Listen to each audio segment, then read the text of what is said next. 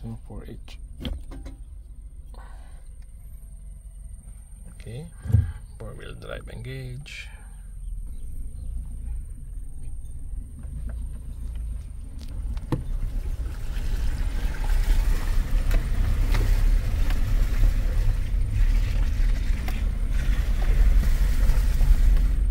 Mas mabigat to kesa dun sa dati.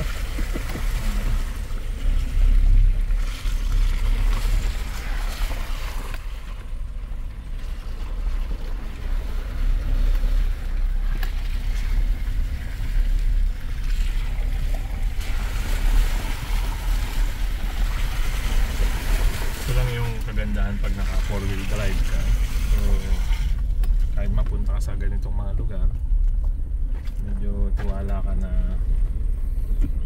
makapalabas ka. Kaya lang pagdating mo sa destination natin, nakamakan dami ng putik. Ayun lang. Katulad kanina, hindi tayo makakyat, so 4-wheel drive lang, 4H lang. 4 high. Kailan mo gagamitin ng 4 low? Talagang heavy na 4-wheel. So,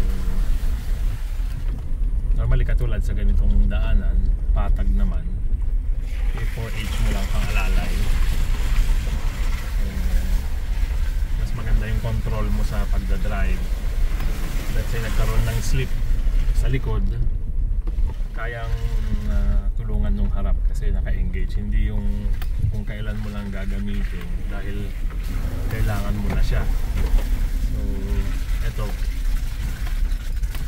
pre-empt mo na, inuunahan mo na siya na mas madali kang makalabas.